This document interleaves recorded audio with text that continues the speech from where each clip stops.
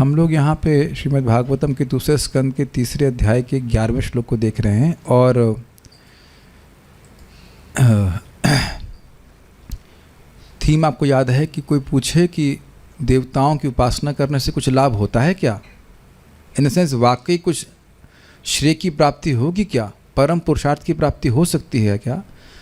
तो उन्हें कहा कि नहीं, हाँ, देवताओं की उपासना करने से यही लाभ है कि देवता को पूजते हैं तो वो लाभ प्राप्त होते हैं, लेकिन वास्तविक रूप से देवता की कृपा हो जाएगी तो क्या होगा, भगवान के भक्तों की संगति प्राप्त होगी और भगवान के भक्तों की संगति से भगवान में अचल भाव उत्पन्न हो जाएगा। अचल मतलब यही मेरे प्रभु हैं, यही मेरे त्राता हैं, इनकी ही मुझे सेवा करनी है। Is it okay? मेरे पीछे बोलिए। एतावानेव यजताम् इह निःश्रेयसोदयः भगवत्यचलो भावो यद भागवत संगतः एतावानेव यजताम् इह निःश्रेयसोदयः भगवती अचलो भावो यद भागवत संगतः एतावानेव यजताम् इह निःश्रेयसोदयः भगवती अचलो भावो यद भागवत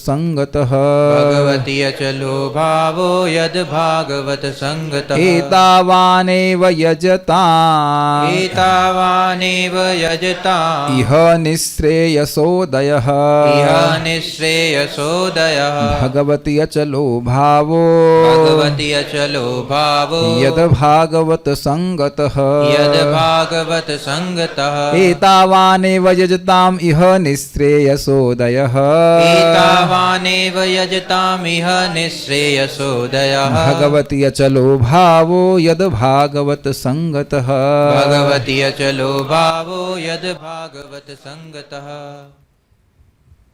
एतावान एव, बस इतना ही, यजताम, जो विभिन्न देवताओं की उपासना कर रहे हैं उनके लिए, इह, इस जगत में, निःश्रेयस उदय, नितराम श्रेयस, सर्वश्रेष्ठ परम पुरुषार्थ बस तभी उदित होता है, उसका उदय तभी होता है जब भगवती अचलो भावो, भगवती शब्द सप्तमी विभक्ति में है, भगवान में अचल भाव हो जाता है कि ये ही कृष्ण ही भगवान हैं, ये मेरे प्रभु हैं, ये मेरे त्राता हैं, ऐसा अचल भाव हो जाता है।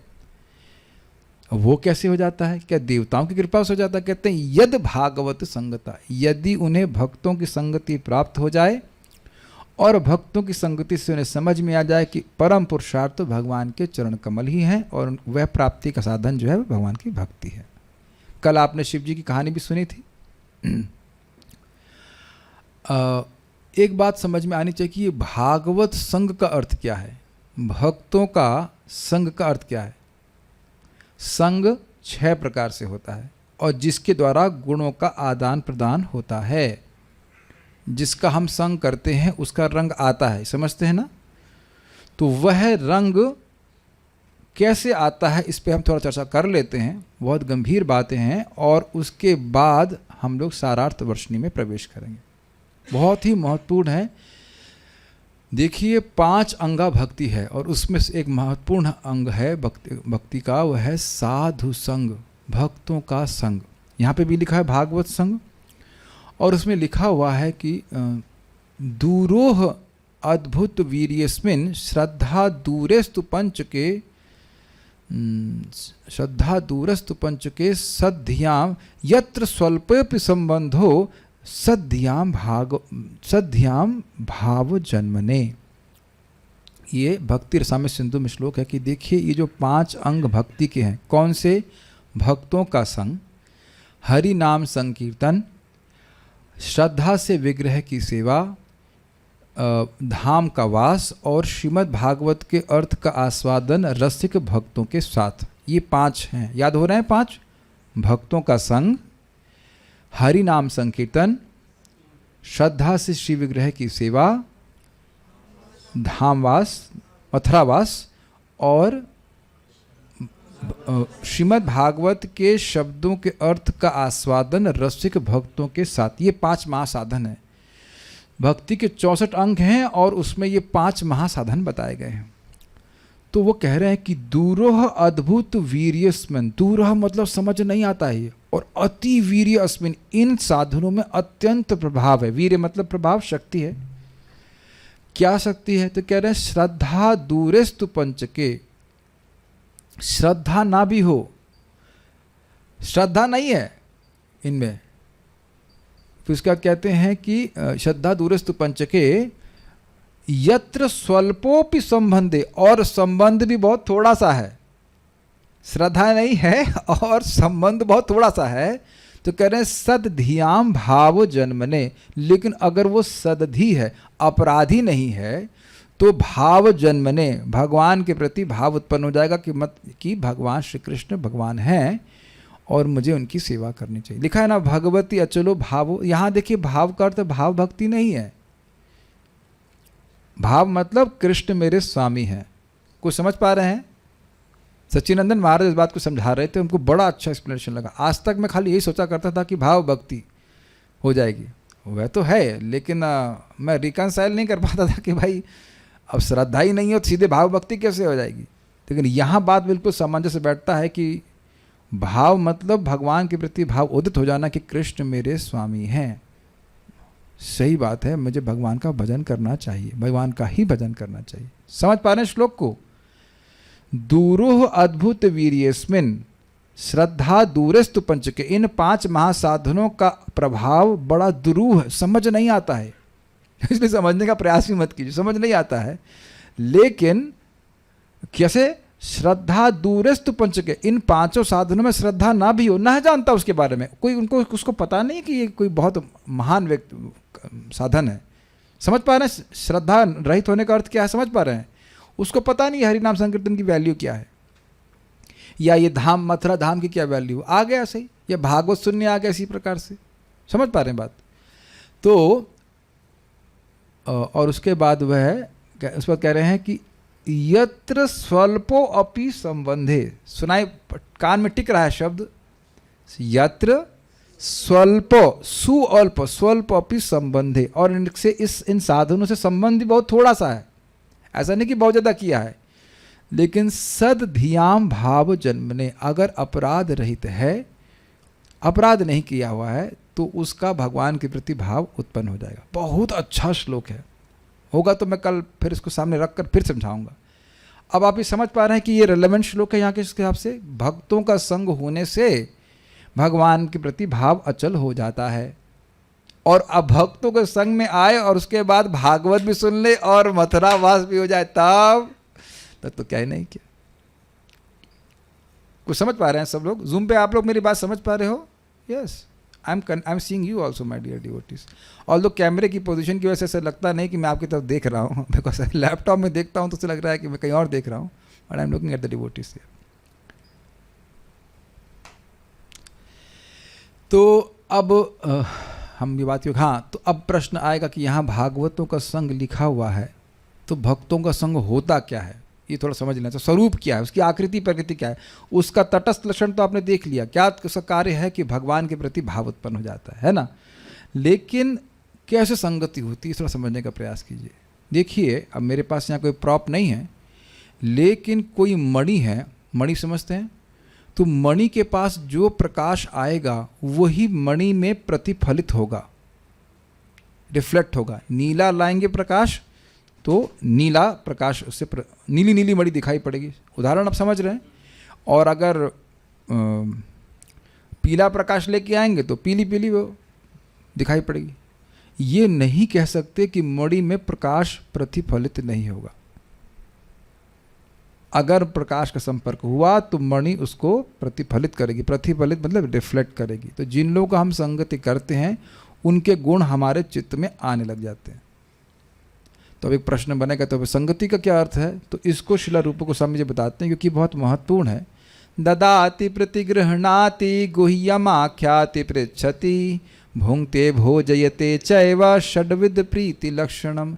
6 प्रीति के लक्षण है। संग मतलब आसक्ति, संगा संजायते कामा, संग मतलब अच्छा लगना, प्रीति, ये प्रीति के 6 लक्षण हैं। क्या प्रीति के 6 लक्षण हैं? ददाति प्रतिगृह्णाति, कुछ वह भक्तों को दे या कुछ भक्तों से स्वीकार करे। लेकिन ध्यान दीजिएगा कि भक्तों से बहुत लोग बिजनेस करते हुए दिखते हैं, वो उससे नहीं होता है, वो बाह्य है, उससे प्रीति नहीं होती है।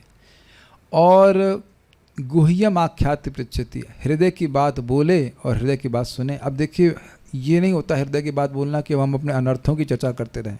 श्रीमद् भागवत बोलना सुनना अच्छा लगता है कि नहीं भक्तों के संग? भक्तों को भी वही अच्छा लगता है और हमको भी इस प्रकार से अच्छा लग रहा है, तो अपना हृदय खोल के सुन रहे हैं कि नहीं?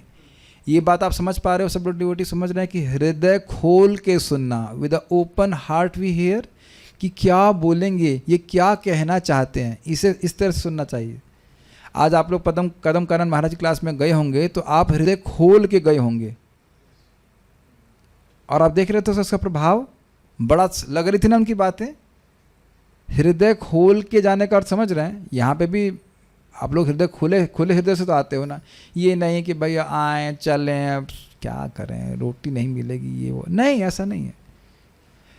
ऐसी स्थिति में व्यक्ति अनमनस्क रहता है। आप समझते हो इस बात को? आपने अनुभव किया है? किसी से इंस्पिरेशन ना मिलती हो, कथा में जबरदस्ती बैठना पड़े तो आप कोई बात नहीं सुनते। हम सभी के संग ऐसा होता है, वो कुछ भी बोलता रहे, हमारा मन कहीं घुमाते रहेंगे, हम कुछ नहीं सुनेंगे उसकी बात। We will not be interested. आपने ऐसा सुना नहीं है सर? कई बार होता है, मेरे संग तो कई बार होता है। मुझे कोई बात सुननी नहीं होती है, कोई व्यक्ति सुना रहा हो तो मैं बोल देता हूँ, मैं आपकी आवाज़ सुन ही नहीं रहा हूँ, मैं आपकी बात मुझे सुनाई नहीं पड़ रहा है। व्हाट? हमने कहा मुझे नहीं सुनाई पड़ रहा। क्या आप बोल रहे हैं आप? मुझे सुनाई नहीं पड़ रहा। मैं कुछ श्रीमद् भागवतम के बारे में सोच रहा हूँ। एक भक्त मेरे पास आए थे, वो बोल रहे थे, तो मैंने कहा आप कुछ बोल रहे हैं लेकिन मैं सुन ही नहीं पा रहा हूँ कि आप क्या बोल रहे हैं। मुझे इधर भागवत का श्लोक देखना है कि ये संयोग पृथकत्व तो क्या है, वो देख रहा हूँ, मैं सोच रहा हूँ उसके बारे में। आप इधर आप मत जाइए, आप हमको डिस्टर्ब मत कीजिए। आप लोगों के संग ऐसा कभी हुआ है? हाँ, ये रोज ही होता है, रोज क्लास में तो समझ में कुछ आता नहीं, ऐसा होता है नहीं। हृदय, अगर आपको मन में ये आ गया कि ये आदमी बोलेगा क्या, ये क्या बोल सकता है हमारे सामने, मैं कितना भी अमृत बांटता रहूं लेकिन ढक्कन लग गया है बोतल में, नहीं होगा, वो नहीं दिमाग में जाएगा। तो समझना चाहिए कि गुह्यम आख्याति पृच्छति का मतलब है हृदय खोल कर सुनना, with the receptive heart, humble heart. समझ पा रहे हैं? तब तीव्र प्रभाव दिखेगा। जैसे ये प्रॉप है मेरे पास, एक ग्लास देंगे मेरे को, खाली ग्लास देना, हाँ यस। अब ये ग्लास है, हम ज़्यादा कुछ नहीं करेंगे, पानी फैल जाएगा, लेकिन ये ग्लास पात्र है, इस समय पात्र है। अब मान लीजिए दूसरा ग्लास मेरे पास होता जिसमें इसमें डालता, तो ये ऊपर रहेगा तब पानी डाल सकता है इसमें। ऐसे भी पानी डाल सकते हैं कुछ पानी डालेंगे पाइप से सब बाहर आ जाएगा, है कि नहीं? कुछ समझ पा रहे हैं बात? इसीलिए भगवान बोल रहे हैं कि भक्तों के संग में कैसे जाना चाहिए। तद विधि प्रणिपातेना, प्रणिपात प्रणाम करना चाहिए। इसका क्या अर्थ है? सम्मान की भावना होनी चाहिए। और जिस वैष्णव के प्रति सम्मान की भावना, उसकी कथा में जाइए, नहीं तो जाने की जरूरत नहीं है। प्रभुपाद जी इस बात को बोलते हैं, तुम्हारा विश्वास नहीं तो तुम मत आओ, क्योंकि कोई उसका फ़ायदा नहीं होगा। वो दिखावे की श्रवण होगा, वो सुनेगा नहीं। आपने देखा किस प्रकार से सुखदेव गोस्वामी को आए तो प्रणाम किया परीक्षित महाराज ने, फिर बिठाए, फिर प्रणाम किया, फिर उनका गुणगान किया। कितना सम्मान की भावना थी कि हमारा जीवन धन हो गया, हम सुनने को मिल रहा है श्रीमद् भागवतम। Make sense? देख लीजिए आप भागवत से। प्रणिपात, उसके बाद परिप्रश्न। परिप्रश्न मतलब हृदय में कुछ जिज्ञासा है भगवान के बारे में जानने के लिए, उत्कंठा है, तब तो कुछ वक्ता बोल पाएगा। आप बताओ, इस जगत में किसी को कोई सुनना नहीं चाहे आपकी बात, आप उसे क्या बताएंगे? कोई भी विषय में क्या बताएंगे आप बताइए? दूसरा पॉइंट समझ रहे हैं कैसे ये गुह्यम आख्याति पृच्छति होता है। और तीसरा है सेवा। सेवा का अर्थ है जिससे वो वैष्णव भक्त सुखी हो जाएं। अब आप जानते हो कि यहाँ पे क्लास में सोने वालों से मैं बहुत सुखी हो जाता हूँ, है कि नहीं?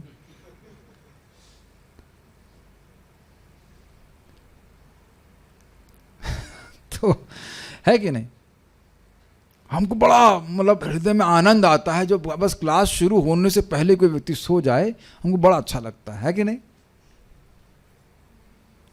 और मैं क्लास के बाद 50 हज़ार रुपये बांटने वाला हूँ, तभी तो आप आए ना यहाँ पे। या फिर एसी चलने के लिए आते हैं। अब सोना शुरू कर दे व्यक्ति, क्लास अभी शुरू नहीं हुई है, तो बताइए कितना सुख मिलेगा। परम पूज्य राधा गोविंद महाराज तो बोलते हैं नाम लिया जाएगा। एक व्यक्ति का नाम लिए, हम नाम नहीं बोल सकते, लेकिन बोले अरे भाई अभी इस क्लास शुरू तो होने दो, तुम तो शुरू होने से पहले ही सो गए। बताइए। तो ये तो दुर्गति है, ये सब अपराध बन जाता है, तब फिर कुछ नहीं होता।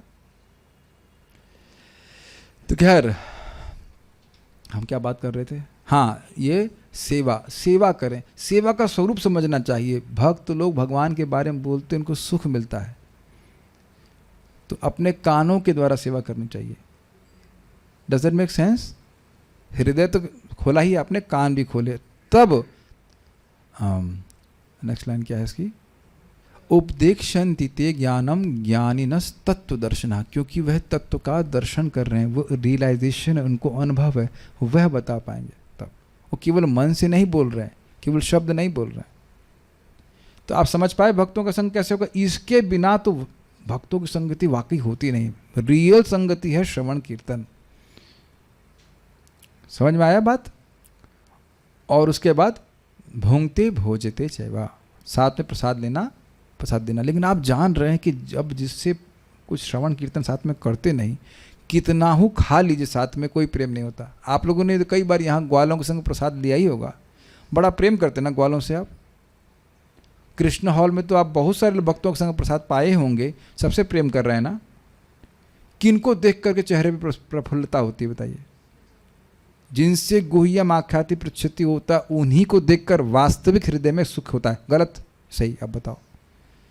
जिनसे वाकई प्रेम कुछ बात ही कृष्ण के बारे में होती, उनको देख करके सुखी होता है। या मान लो आपसे बात ना हो, लेकिन अब जैसे मान लीजिए सच्चिदानंद महाराज का प्रवचन मैंने सुना, तो ऐसे फिजिकल तो कहीं बहुत कम मिलते हैं महाराज, लेकिन सुन करके प्रसन्नता नहीं होती। बताइए, परसों आप लोग परम पूज्य राधा गोविंद महाराज को सुबह देखे थे ना मंगल आरती में, आज भी महाराज आए होंगे, आज मैं नहीं पहुंच पाया था, तो कितनी प्रसन्नता होती कि महाराज से कथा सुने रहते हैं, है कि नहीं?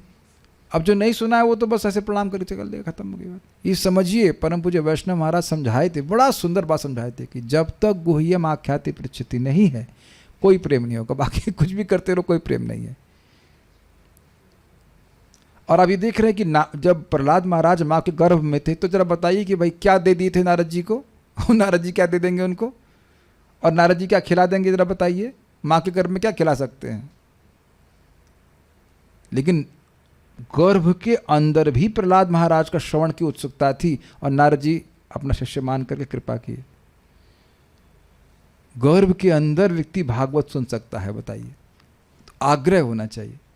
तो ये बात है कि देवताओं की कृपा करते करते, कृपा से किसी तरह वो व्यवस्था कर दें और सनातन भक्तों के पास पहुंच जाए। और देखिए हुआ भी था, कल आप स्टोरी सुने कि शिव जी के पास पहुंच, शिव जी ने उसको सनातन गोस्वामी के पास भेजा, और वो अपराधी नहीं था। वो सोच रहा था, अब देख रहे हैं, धाम में आया, सनातन गोस्वामी के पास में आया, क्या वो अपराध किया? अपराध कुछ नहीं किया। उसने कहा मुझे सबसे अच्छी वस्तु दे दीजिए, और 12 मणि दे दी सनातन गोस्वामी। उसकी कोई भक्ति में श्रद्धा नहीं थी, भक्ति के प्रति कोई आदर बुद्धि थी क्या? नहीं। हाँ, ये माना कि सनातन गोस्वामी जी कोई महान संत है, हमें कुछ दे सकते हैं, लेकिन कुछ प्रभाव आए कि नहीं? और क्या प्रभाव था? सद्बुद्धि आ गई कि ये पारस मणि अगर सबसे अच्छी चीज़ है, तो सनातन गोस्वामी उसे कचड़े में क्यों फेंके हुए हैं? कुछ अंतर देख रहे हैं कि बुद्धि आई थी? देखा ना? तो ये है हिसाब किताब। और उसके बाद उसने फिर उस पारस मणि को त्याग करके हरे कृष्ण मंत्र का आश्रय लिया। तो ऐसा हो सकता है कि वो लोग हजारों, मतलब बहुत समय तक वैष्णवों का संग कर रहे हों, लेकिन परिवर्तन नहीं आ रहा है। तो कारण क्या है? ये 6 आदान प्रदान उन्होंने करना सीखा नहीं। अपने गुरु महाराज के पास भी रहते हुए व्यक्ति ऐसा कर सकता है, उसे पता ही नहीं गुरु जी क्या बोल रहे हैं। Be very careful about this. Srila Prabhupada ji को दीक्षा क्यों मिली, किसी को पता है? प्रभुपाद जी यहाँ पे आए थे, जब यहाँ पे कैंप लगा था ना, इनका यात्रा हो रही थी ब्रज की, तो 6 घंटा शिला भक्ति सिद्धांत ठाकुर जी बोल रहे थे और प्रभुपाद जी वो बैठे और सुन रहे थे। और प्रभुपाद जी ने कहा, हमको ऐसा नहीं था, हमको समझ में आ रहा था, लेकिन हम सोच रहे थे कि हम जरा सुन दे तो सही क्या बोल रहे हैं। और ये शिला भक्ति सिद्धांत ठाकुर जी के स्टेटमेंट है clear, any one who is interested in Krishna कथा इज आवर बेस्ट फ्रेंड। एक व्यक्ति हमको बोले, हमने कहा आप आते नहीं क्लास में, क्या बात है, क्या हो गया, पहले तो आप आते थे। वो फिर बोले हाँ मैं आ रहा हूँ, मैं आऊँगा, आ रहा हूँ, वो दूसरा व्यक्ति मुझे बोल रहा है इसलिए मैं आऊँगा। मैंने कहा अब मत आइए, अब मत आइए, आप संबंध समाप्त हो गया। दूसरे व्यक्ति की प्रेरणा से आप इस क्लास में आएंगे, बस हो गया समाप्त। यहाँ कोई व्यक्ति प्रेरणा, शिवा प्रभु को प्रेरणा दी जा रही है आने के लिए, हिरन भाई, यानी कि आप मेरे से कनेक्ट नहीं कर पा रहे ना, कोई दूसरा व्यक्ति प्रेरणा कर, कोच करके ला रहा है आपको, कोचना समझते हैं, बारह मार करके संबंध समाप्त हो गया। Make sense to you what people are speaking and how I will feel? मैं एक व्यक्ति हूं, मेक सेंस टू यू? यहां कोई भी व्यक्ति आए वो अपनी इच्छा से कोच करके नहीं लाया जा सकता, कोचना समझते हैं। We can not have a conversation like that about Krishna. मैं आप लोग से प्रार्थना कर रहा हूं, जिस दिन आपको अच्छा नहीं लग रहा है आप चले जाओ, लेकिन कोच करके ना लाया जाए। हम तो एक भी व्यक्ति अनमनस्क होता है, हमको बहुत डिस्टर्बेंस हो जाता है। हम things are there, you like, you come, make sense to you, don't like, then you feel inspiration somewhere else, देन हम किसी को भय नहीं दिखाते, भय करके नहीं रखते हैं। मेरे को इंटरेस्ट है, आपको इंटरेस्ट है, क्योंकि प्रभुपाद जी समझाते हैं Bhagavat preaching means preaching to those who are interested, preaching to those who are interested. और नहीं तो कहेंगे ये क्या है, संजोग पृथकत्व इतना कठिन क्यों बोल रहे हैं? ठीक है, व्हाट कैन बी डन। हमको तो बड़ा अच्छा लगता है इस प्रकार की बातें होती हैं, और मैं ये नहीं कह रहा हूँ कि सभी को इस प्रकार से अच्छा लगेगा। इस पे भी सच्चिदानंद महाराज बहुत सुंदर बात बताए कि देखिए, बहुत अच्छा बात हमको लगी, हमको उससे बहुत शिक्षा प्राप्त हुई कि देखिए, हर व्यक्ति इस प्रकार के भागवत संग में इंटरेस्टेड नहीं होगा। It is choice and we accept that, so we don't force anyone. कुछ समझ में आ रहा है मेरी बात? बहुत सुंदर हमको शिक्षा प्राप्त हुई। कुछ समझ पाया मैं क्या कह रहा हूं? हर किसी का इस प्रकार की भागवत टीका आदि में कोई रुचि नहीं होगी, कोई जरूरी नहीं है, फाइन, लेकिन जिनकी रुचि है वो आए यहाँ सुनने के लिए। इसीलिए जो लोग भी ज्वाइन कर रहे हैं, करने की इच्छा रख रहे हैं, तो मैंने कहा भाई ये ऐसे होने वाला है, आप देख लो कि ये ट्रेनिंग सब कभी समाप्त होने वाली नहीं है, अनलेस अल्लाह ताला हमको ऊपर उठा ले। तो उसके लिए तो प्रयास चल रहा है ऊपर उठने के लिए। तो आप देख लीजिए कि क्या है, नहीं तो बाद में लोग परेशान हो जाते हैं कि टॉर्चर, प्योर डिवोशनल टॉर्चर हो रहा है। Make sense? देख लीजिए कि चेक कर लीजिए, पहले इस्तेमाल करें फिर विश्वास करें। Make sense? अरे आप पागल हो गए क्या? नहीं, लक्ष्य है पागल होने का, क्योंकि जब तक पागल नहीं होंगे तब तक भागवत समझ नहीं आएगी। ये मेरे शब्द नहीं है, श्रीमान चैतन्य महाप्रभु के शब्द हैं कि सनातन तुम एक पागल हो और मैं बातुल हूँ, दोनों पागल हैं, और अब पता नहीं पागलपन में क्या बोल दिया मैंने, लेकिन भागवत समझने के लिए पागल ही होना पड़ जाता है कि ये अर्थ है वो अर्थ है, तब तो बाहर ना आनेंगे उसको। तो हम सारा दर्शन में प्रवेश करते हैं। तो कुछ अब मैं खाली बोल रहा हूँ, भागवत संग बोल रहा था, with open heart we come with eagerness to hear about Krishna. ठीक है, सारार्थ दर्शनी तो भक्तों का संग होता है। सारार्थ दर्शनी, विभिन्न देवताओं के भक्तों की कामनाएं लाभ होने के पश्चात उन्हें कौन सी गति प्राप्त होती है? कुछ भी नहीं। कोई व्यक्ति कहे कि भाई देवताओं की उपासना करके उन्हें क्या लाभ मिलता है, तो कहते कुछ लाभ मिलता है नहीं। किंतु यदि उन्हें यादृच्छिकी मतलब जो अब किसी कर्म के द्वारा उत्पन्न नहीं हो रही है, इंडिपेंडेंट, पूरी तरह इंडिपेंडेंट, किंतु यदि उन्हें यादृच्छिकी महत कृपा प्राप्त होती है तो तभी वे भक्ति प्राप्त करते हैं, यह कहा गया है। तो तो इस प्रकार यजताम अर्थात ये देव उपासक निःश्रेयसोदय अर्थात परम श्रेय की प्राप्ति करेंगे। तो देवताओं की उपासना कर रहे हैं और अब भक्तों की कृपा से उनको भक्तों का संग प्राप्त हो गया, बस कुछ कृपा मिल गई तो तब उनका कल्याण होगा, नहीं तो इस देव उपासना से उन्हें कुछ नहीं मिलने वाला। ठीक है, वो कैसे? यद अर्थात यदि भक्तों के संग के कारण भगवत भाव अर्थात भगवान के प्रति सेवयत्व भावना उत्पन्न होती है तो ही यजताम अर्थात देव उपासक परम श्रेय प्राप्त करेंगे, अन्यथा नहीं। तो ये बड़ा स्पष्ट है कि परम श्रेय कैसे प्राप्त होगा? भगवान की सेवा के द्वारा। और वह भाव कैसे उत्पन्न होगा? भक्तों के संग के द्वारा। तो भक्तों का संग यदि उनको प्राप्त हुआ और प्राप्त होने के बाद उनका भगवान के प्रति भाव हुआ तभी उनका कल्याण है, तो देव उपासना से कुछ नहीं मिल रहा उनको। इस तरह से एक्सप्लेन कर रहे हैं। अन्यथा निःश्रेयसोदय अर्थात कोई श्रेय नहीं होता। निःश्रेयस उदय, श्रेय मतलब कल्याण, नि मतलब नितराम कल्याण, सब सर्वश्रेष्ठ कल्याण, और उदय मतलब उसका उदय होना। तो कह रहे हैं निःश्रेयसोदय यानी कि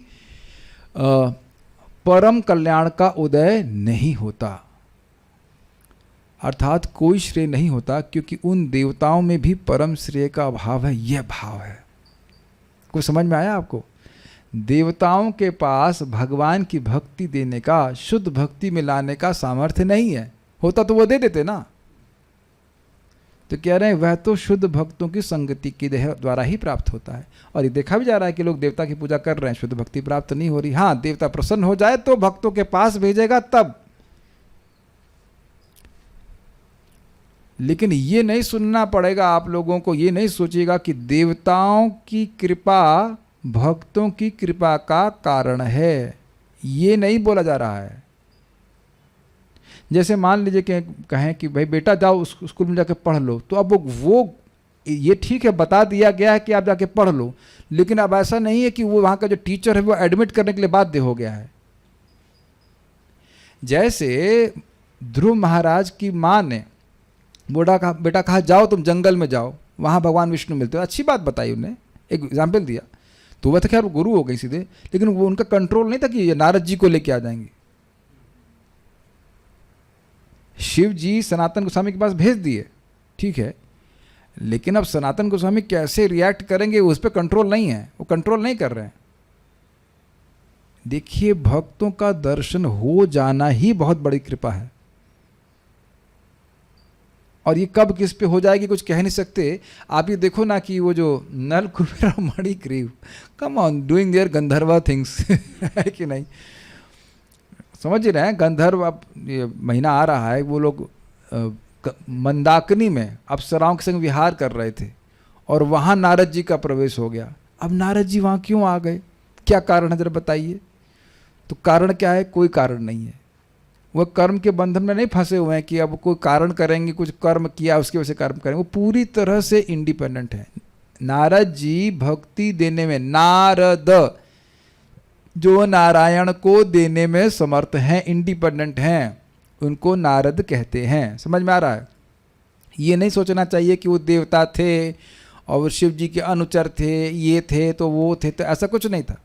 नारद जी का दर्शन हुआ, और यद्यपि उन्हें नारद जी का अपराध किया, उनके सामने वो निर्वस्त्र होकर प्रकट हो गए, फिर भी उनका उद्धार ही नारद जी किए। यद्यपि लग रहा है शाप दे रहे हैं कि तुम 36,000 साल तक पेड़ बन जाओ, लेकिन पेड़ कहाँ? नंद बाबा जी के घर में पेड़ बन जाओ। क्या मिलेगा उससे? भगवान श्री कृष्ण की सुंदर सुंदर मधुर लीलाओं का दर्शन देख करेंगे।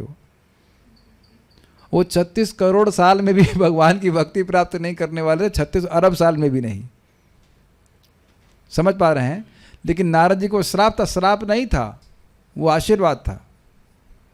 लेकिन अब अपराधी थे वो, तो इसलिए तो अधिक समय लगा। और अपराधी नहीं होते प्रहलाद महाराज की तरह तो तुरंत भक्ति उत्पन्न हो जाती। तो ये देखा जाता है कि भगवान के भक्तों का संग कभी निष्फल जाता ही नहीं है।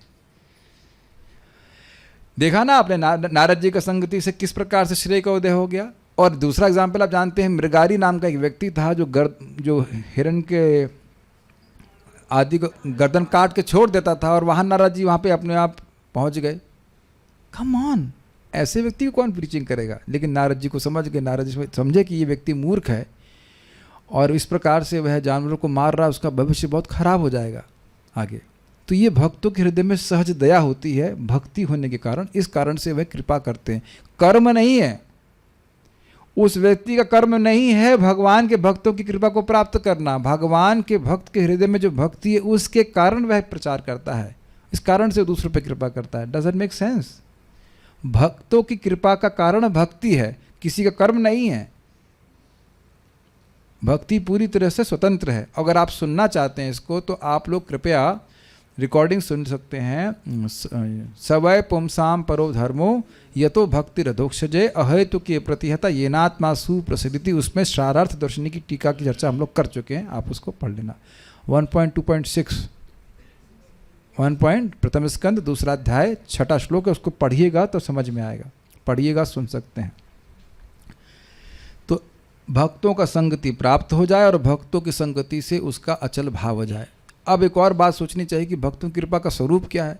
वो देखते हैं कि ये व्यक्ति फालतू की कर्मों में पड़ा हुआ है, काश ये भगवान का भक्त हो जाता। तो पहला तो कृपा यही हो जाती है कि हृदय में आ जाए उनके कि वह भगवान का भक्त बन जाए, और भगवान उस इच्छा को पूर्ण करते हैं।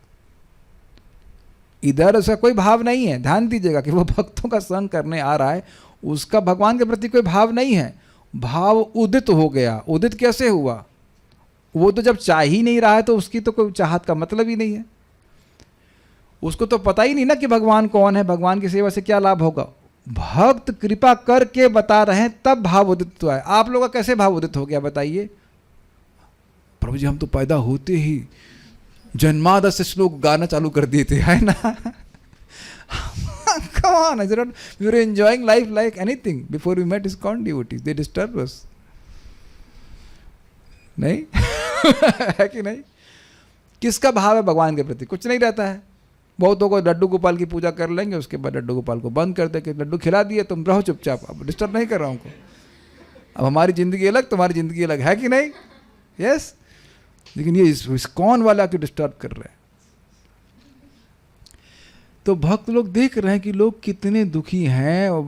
परिभ्रमण तत्र न विंदते, अर्थान लगे पड़े, मेहनत करने में कोई सुख नहीं मिल रहा है। तो इसलिए स्पिरिचुअल इम्पेटस, आध्यात्मिक प्रेरणा जो भगवान कृष्ण हृदय से देते हैं उसमें प्रचार करते हैं।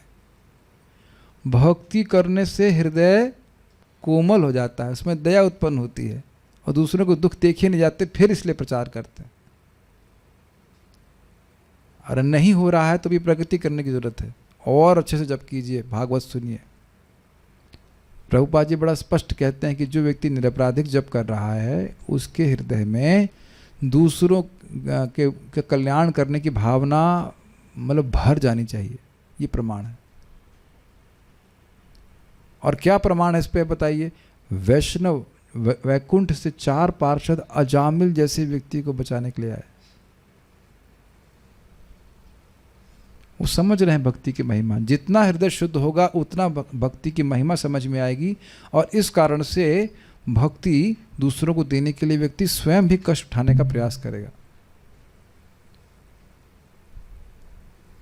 परम पूज्य जय पताका महाराज को देखिए, आप इधर देखो ना, आप किसी को दीक्षा देने वाले हो, उसके सारे कर्म लेने वाले हैं। नहीं, मेरे से अपने वाले खत्म नहीं हो रहे दूसरे के कैसे लूंगा मैं, है ना? अपने तो खत्म कर लूँ मैं, दूसरे के क्या लूँगा मैं? And still Maharaj is initiating, नहीं? जबकि महाराज कितने बीमार हैं। ये क्यों है? उनकी हृदय की दया ही है। क्या परम पूज्य गोपाल कृष्ण महाराज दीक्षा देना बंद कर दिए हैं, या परम पूज्य राधा गोविंद महाराज? या कभी सोचते नहीं आप? एक और सुनिए आप कथा। Prabhupada was almost on death bed, बहुत बीमार थे यहीं वृंदावन में, और एक योगी आया और उसने कहा कि आप ये जो अपना विग्रह है, गौरनिताई में प्रभुपाद जी का विग्रह भी ना यहाँ रखे हैं ना, इस पे लोग प्रणाम कर रहे हैं, उसका कर्म आपको लग रहा है, इस कारण आप और बीमार पड़ रहे हैं। प्रभुपाद कहते हैं I know it, I know it, मैं जानता हूँ ये बात। और प्रभुपाद जी ने स्वयं इस विग्रह की स्थापना कराई थी। ऐसा मत सोचिएगा कि आपके गुरु महाराज आपको दीक्षा दे रहे हैं तो उनको ये नहीं पता है कि हम नियमों का पालन नहीं कर पाएंगे। You know that? उनको पता है कि बहुत बड़ी गलती करेगा। क्या सोचते हैं हम लोग बताइए? हम सोचते हैं कि वो हमारी तरह देख रहे हैं, वो सब अंदर बाहर सब देख लेते हैं गुरु महाराज। परम पूज्य गोपाल कृष्ण महाराज को पूछा गया कि उसको दीक्षा दे सकते, कहते नहीं वो अभी रेडी नहीं है। महाराज कैसे मालूम? आप क्या सोचते हैं आपको दीक्षा दे रहे हैं, आपको पता नहीं है? सब आगे पीछे का पता दें। They are connected with Krishna. समझ सोचिएगा, कोई जान नहीं रहे हैं कि क्या सोच रहा है, क्या कर रहा है। जिसको प्रेम प्राप्त है सारी सिद्धि इसके पास रहती हैं। लेकिन बड़ा इस पे विनोद पे कुछ बोलूँगा, कैसे भक्तों को बोलते हैं, कृपा करते हैं। एक माता जी थी बांग्लादेश से, वह है परम पूज्य जयप्रताप महाराज से दीक्षा लेने के लिए आई। तो क्या तो लोगों की चेतना है, कल परसों दीक्षा है, नाम चढ़ गया है, तुम मछली खा के आई, कह रहे कि अब दीक्षा के बाद तो खा नहीं पाऊंगी, खा के चलती हूँ। क्या चेतना है बताइए। तो जब दीक्षा के लिए आने वाली थी तो महाराज एक गट्ठर में से एक पेपर निकाल दे के तो ये योग्य नहीं है। अब बताइए ये कैसे मालूम चलेगा?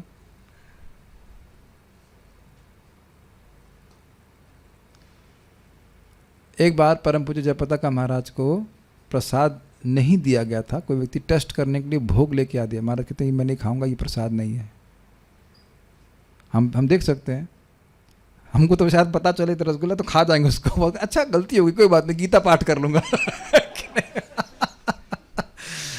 They are not ordinary people. They have actual vision. They can see what is prasad and what is not prasad. Tanishq प्रभु बता रहे थे कि उनके शिक्षा गुरु खाली जीभ पे प्रसाद रखते थे। कहते कि आज तुम गुस्सा हो क्या? He is so sensitive. आज गुस्से में बनाया क्या प्रसाद?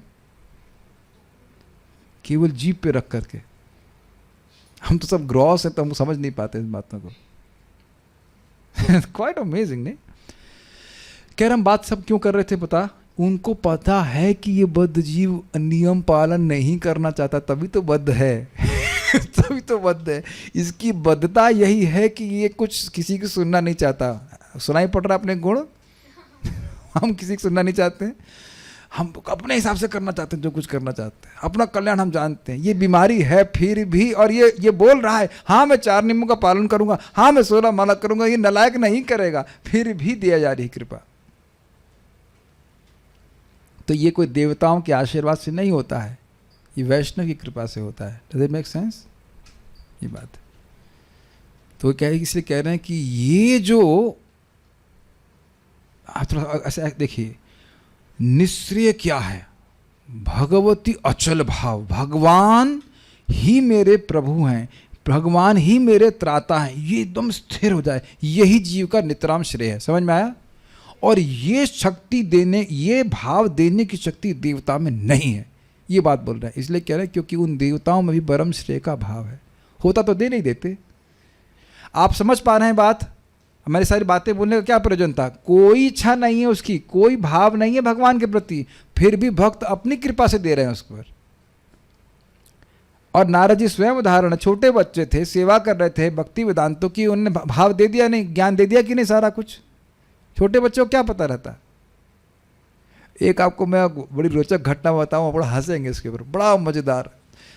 वैष्णव से धोखेबाजी नहीं करना चाहिए, वो धोखा दे के भी अच्छी वस्तु दे सकते हैं।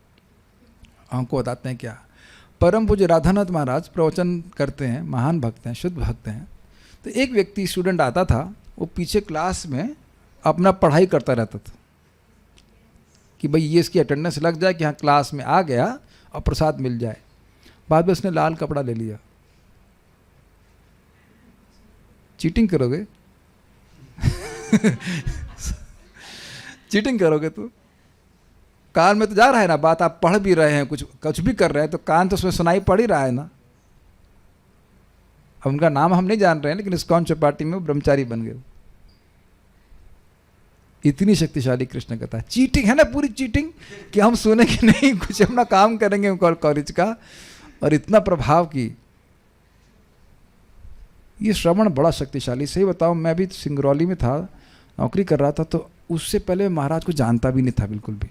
महाराज का गुण, महाराज के द्वारा परम पूज्य भक्ति क्या नाम है इनका मित्र, भक्ति तीर्थ महाराज का गुणगान सुना था मैंने 7 घंटे का महाराज लेक्चर दी थे नॉन स्टॉप। वो सुन करके मेरे एकदम मतलब फायर सी बिल्कुल बन गई कि नहीं, ज्वाइन करना है like that. It's so powerful. Recordings are very powerful, don't underestimate that. Recordings are so powerful. उन वैष्णव का हम संग करते हैं जिनकी हम रिकॉर्डिंग सुनते हैं। So should hear Srila Prabhupada lecture, महान भक्तों की जिनसे भी आपको प्रेरणा मिलती सुनना चाहिए। इससे हम लोग श्रील विश्वनाथ चक्रवर्ती ठाकुर सुन रहे हैं, सुखदेव गोस्वामी सुन रहे हैं। देवताओं के पास ये परम श्रेय का भाव है।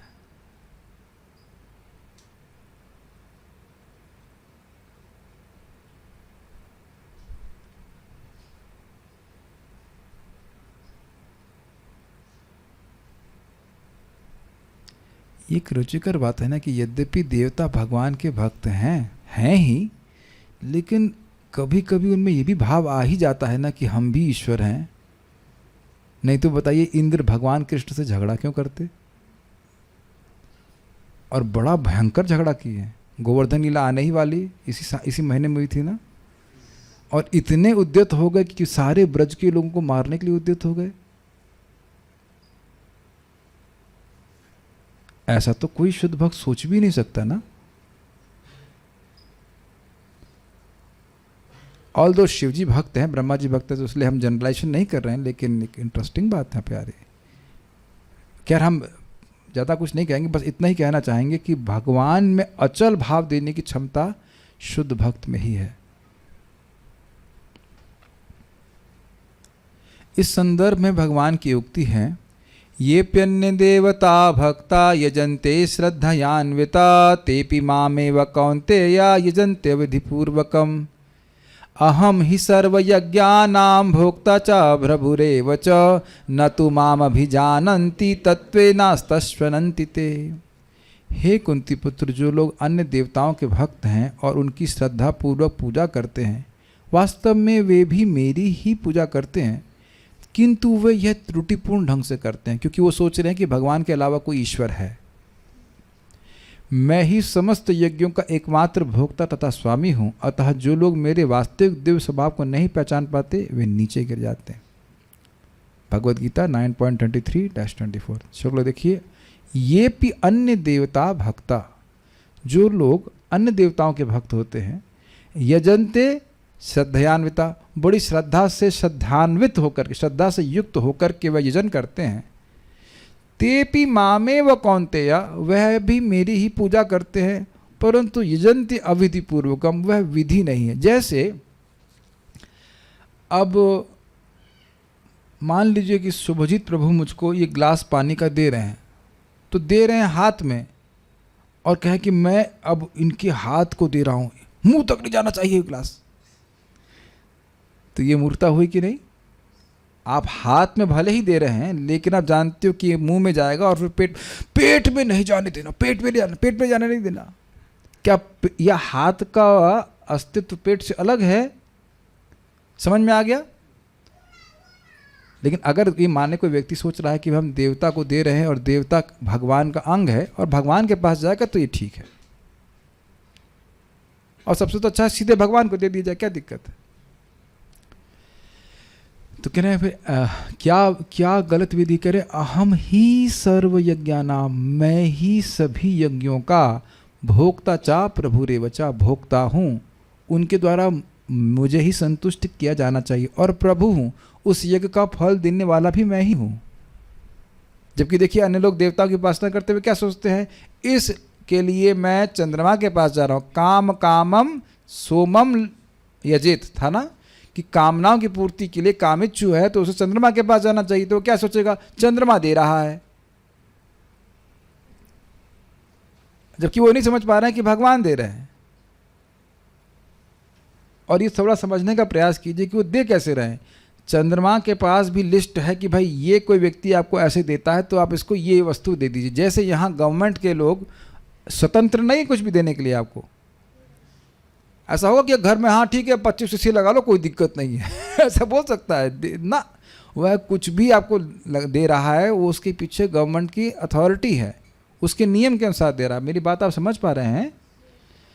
आप लोगों को मान लो 5 किलोवाट का कनेक्शन लेना हो, हम लोग को लेना होता है तो हम गवर्नमेंट वाले ऑफिसर के पास जाते हैं और उसके बाद वह है उसको सैंक्शन करते हैं, नियम के अनुसार देते हैं। जैसे भी हमारे सर्वेश द्विवेदी प्रभु हैं, वो बैंक के मैनेजर हैं, यहाँ दिख रहे हैं क्या? हाँ दिख रहे हैं। तो आपके पास बहुत से लोग लोन लेने आते हैं कि नहीं द्विवेदी जी? आते हैं। तो हाँ ठीक है 5 लाख हाँ ले लो भाई ऐसा नहीं होता है ना, वो एक नियम के अनुसार 5 लाख देते हैं। और जो आता है वो सोच रहा है कि बैंक मैनेजर दे रहा है। बैंक मैनेजर अपने से नहीं दे रहा है, बैंक मैनेजर के नियम के अनुसार दे रहा है। समझ पाते हैं? ये नियम होंगे, ये पालन करोगे तो मैं इतना तुम्हें दे दूंगा।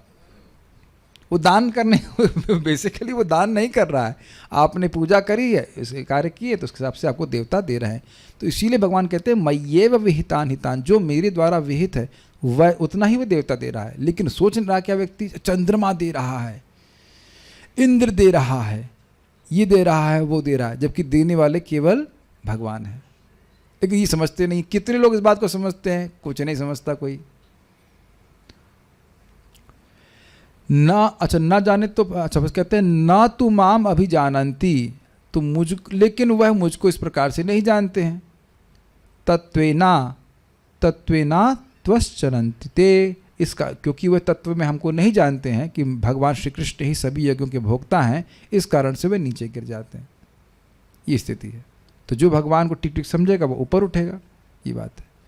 जो व्यक्ति कह रहा है कि सभी भगवान हैं, उसकी सदगति नहीं हो सकती, वो अपराध कर रहा है। कोई व्यक्ति कहे यहाँ पर प्रवचन कौन करता है? सब लोग करते हैं प्रवचन। व्हाट? सब लोग करते ही का मतलब हुआ? भारत में कितने प्राइम मिनिस्टर हैं? सब प्राइम मिनिस्टर, जिसको तुम मान लो वही प्राइम मिनिस्टर। व्हाट? हम तो ये मानेंगे कि आपका दिमाग खराब हो गया है कि नहीं। कोई अब और एग्जाम्पल सोचिए, अस्पताल जाए और हमको सर्जन से मिलना हो तो कहे भाई ये सर्जन कहाँ है? जिसको मान लीजिए वही सर्जन। क्या है, कोई भेद नहीं देखते। हम लोग उदार हैं, हम लोग भेद नहीं देखते। जिसको तुम्हारी इच्छा हो उसको तुम सर्जन मान लो, ऑपरेशन करा लो। काफी उदारवादी विचार है। तुम डिवोटीज क्या लगता है आप लोगों को? ना कम ऑन ऐसा नहीं हो सकता। लेकिन यहाँ जब इस प्रकार की बात बोली जाती तो बड़े आसानी से लोग स्वीकार करते हैं, ये है साधु, उदार विचार है इनका। यथा मत तथा पथ, जो तुम्हारा इच्छा हो वही पथ हो जाएगा, सारे रास्ते वहीं जाते हैं। तो कहा जाते हैं, भगवान बोल रहे हैं नीचे गिरते हैं। जो इस प्रकार से मान रहे हैं कि सभी देवता बराबर है भगवान के, वो नीचे गिरने वाले रास्ते पे जाते हैं, डाउनवर्ड। डाउनवर्ड का मतलब आप समझ ही सकते हैं, पशु यानी या कहीं पे भी डाउनवर्ड जा सकते। ठीक है, ले तत्व में समझना चाहिए। देवताओं का यजन भगवान के प्रति भाव का कारण नहीं ही है, अतः भक्तों का संग ही एकमात्र उपाय है। किंतु जैसा कि पूर्व प्रतिपादित है वह भक्त संग यादृच्छी ही है, ये थोड़ा समझना चाहिए। देवताओं के पूजन से भगवान में भाव नहीं होता है, भक्तों के संग से होता है। तब मुंह लटकाएगा व्यक्ति, तो हम फिर हमें कैसे मिलेगा, हम तो देवताओं की ही पूजा कर रहे हैं। नहीं मिल जाएगा, क्योंकि भक्तों की कृपा यादृच्छिकी है, आपके कर्म पे निर्भर नहीं करती। आप कर्म किए हैं कि नहीं किए उससे कोई मतलब नहीं। अब ये मृगारी की कहानी सुन ही लेते हैं, फिर समझ में आ जाएगा। मृगारी नाम का एक व्यक्ति था, वो बड़ा ही क्रूर था, शिकारी था, और वो जानवरों को आधा मार करके छोड़ देता था, और जब वो तड़पड़ाते थे तो उसको बड़ा अच्छा लगता था। ये हमने आंखों से भी देखा। इस प्रकार से कुछ लोग हैं, रेत देंगे आधा मुर्गी की उसको गर्दन को, और फिर वो खुश होते हैं जो तड़पड़ाता है। तो इस प्रकार के घोर चित्त वाले लोग होते हैं। तो नारद जी ने ऐसे तड़पड़ाते हुए जानवर को देखा तो बड़ा दुख लगा उनको। तो फिर वो शिकारी धनुष लेकर के साध रहा था, किसी तीर को साध रहा था क्योंकि मारने के लिए। तो नारद जी ने उस जानवर को भगा दिया, हुश कर दिया। उसे बड़ा क्रोध हुआ। लेकिन नारद जी जब सामने आए तो उनके प्रभाव से वो क्रोधित नहीं हो पाया। वो समझ गया कि महान संत हैं। तो फिर उन्होंने पूछा कि आपने क्यों ऐसे भगा दिया? तो फिर नारद जी पूछे कि तुम ऐसा कर रहे हो, ऐसा क्यों कर रहे हो? तुम उनको पूरा मार दो तो ठीक है, लेकिन आधा मार के तुम क्यों छोड़ रहे हो? वो तो उनको बहुत अधिक कष्ट दे रहे हो, उससे तुमको बहुत घोर नरक में जाना पड़ेगा। तो कहता है कि मैं क्या करूं? देखो कितना अद्भुत बात है। कहता है मैं क्या करूं, हमको ऐसे ही सिखाया गया है, मेरे पिताजी भी ऐसे करते थे, और जब मैं जानवरों को आधा मरा देख करके और तड़पड़ाते हुए देखता हूं तो आनंद बड़े अंतरे, मेरे हृदय में आनंद बढ़ता है। आहा, तो बड़े अच्छे महात्मा थे। तो नारद जी ने समझाया कि देखो भाई, तुम देखो ये सारे जानवर, अपने योग शक्ति से दिखा कि देखो ये सब तुम मर जाओगे तो सारे जानवर वापस आएंगे और तुमको फिर बहुत दुख देंगे। तब वो घबरा गया।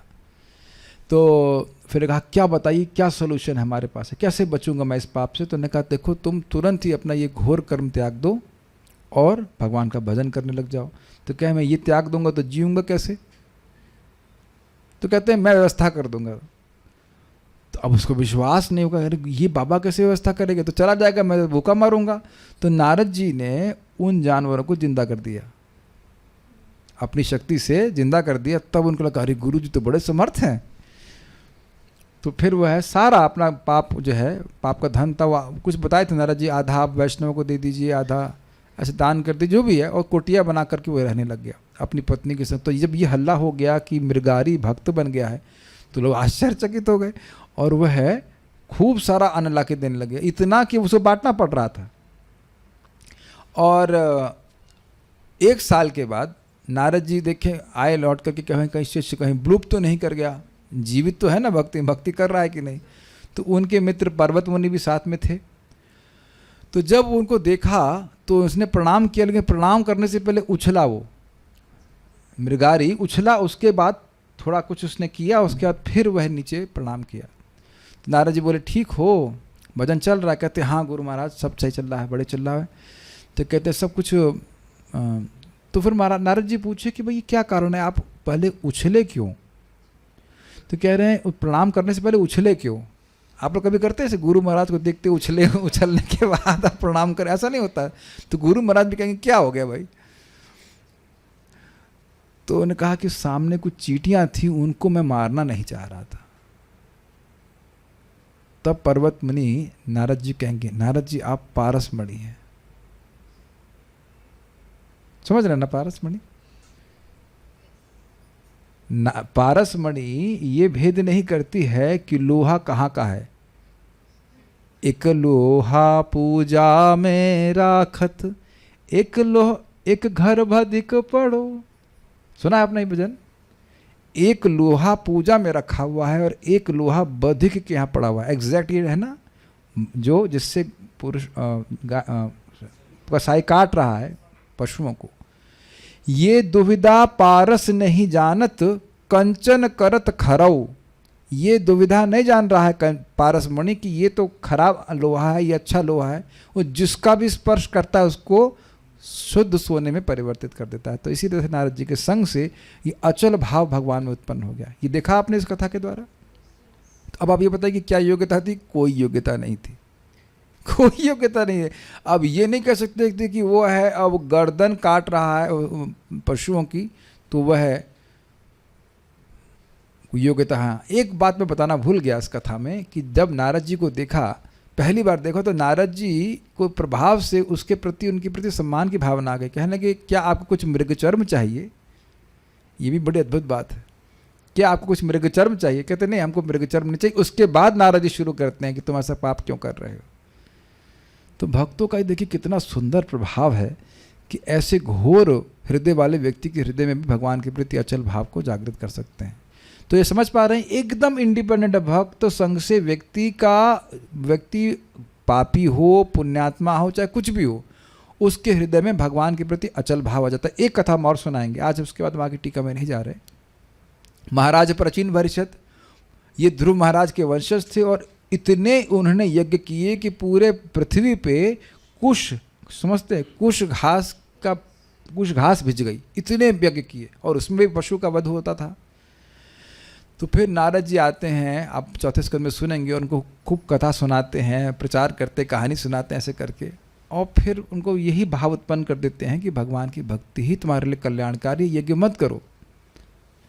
तो अब देखिए बड़ा रुचिकर, प्राचीन भरिष्यत कहते हैं कि नारद जी इतने सारे ब्राह्मण आए और इतने सारे यज्ञ हुए, लेकिन आप ही बता रहे हो कि भगवान की भक्ति करने से कल्याण है, ये बाकी लोग क्यों नहीं बता रहे? दो ही संभावना है, या तो इनको पता नहीं है या फिर मैं योग्य नहीं हूँ।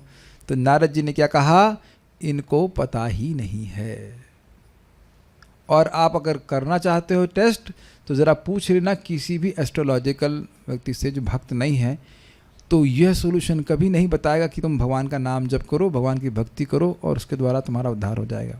जैसे भी मैं एक व्यक्ति का योगा का ट्यूटोरियल देख रहा था, उन्होंने बताया कि आपका डाइजेशन कैसे इंप्रूव होगा, ये होगा वो होगा, और फिर बाद में बोला ये देह को स्वस्थ रखना चाहिए ताकि हम लाइफ को एंजॉय कर सके। हमने कहा इसको भी पता नहीं है कि मनुष्य देह का उद्देश्य क्या है, मनुष्य देह ठीक कैसे रखें ये पता है, लेकिन इस योगी को एटलीस्ट उसने वीडियो में तो नहीं बताया, उसने नहीं बताया कि देह का उपयोग क्या है। देह का उपयोग एंजॉय करना है, घूम फिर के वही।